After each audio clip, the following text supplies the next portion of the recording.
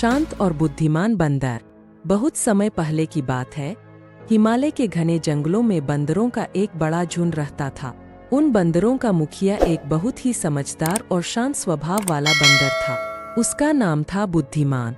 बुद्धिमान बंदर अपने झुंड का बहुत अच्छे से ख्याल रखता था। वह हमेशा यह सुनिश्चित करता था कि सभी बंदर सुरक्षित और खुश रहे। एक दिन बंदरों के झुंड को एक सुंदर और विशाल आम का पेड़ मिला। पेड़ पर बड़े बड़े और मीठे आम लगे थे। सभी बंदर बहुत खुश हो गए और आनंद से आम खाने लगे। लेकिन बुद्धिमान बंदर ने देखा कि वह आम का पेड़ एक नदी के किनारे था और नदी के दूसरी ओर एक राजा का महल था। बुद्धिमान ने सोचा, अगर राजा को इस आम के बारे में पता चल गया तो वह इस पेड़ को काट सकता है और हमारे झुंड को नुकसान पहुंचा सकता है।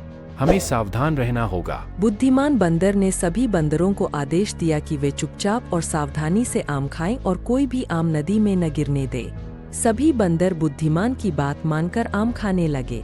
लेकिन एक दिन एक बंदर गलती से एक आम नदी में गिरा बैठा। वह आम बहते हुए नदी के दूसरी ओर राजा के महल तक पहुंच गया। राजा जब नदी में स्नान कर रहा था तो उसने वह आम देखा और उठाकर खाए। आम का स्वाद बहुत ही मीठा था। राजा ने तुरंत अपने सेवकों को आदेश दिया कि वे नदी के किनारे जाकर देखें कि आम का पेड़ कहाँ है। सेवकों ने जाकर आम के पेड़ को ढूंढ निकाला और राजा को उसके बारे में बताए। राजा ने अपने सैनिकों को आदेश दिया कि वे आम के पेड़ को काटकर महल में ले आए। लेकिन जब सैनिक पेड़ के पास पहुँचे तो बुद्धिमान बंदर ने अपने झुंड को इकट्ठा किया और कहा, हमें इस पेड़ को बचाने के लिए कुछ करना होगा। बुद्धिमान बंदर ने अपनी बुद्धि का इस्तेमाल किया और सैनिकों के सामने जाकर कहा, हे वीर योद्धाओं, कृपया इस पेड़ को न काटे।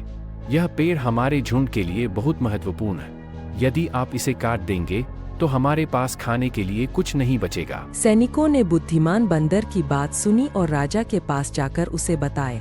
राजा बुद्धिमान बंदर की समझदारी से प्रभावित हुआ और उसने पेड़ को न काटने का आदेश दिया।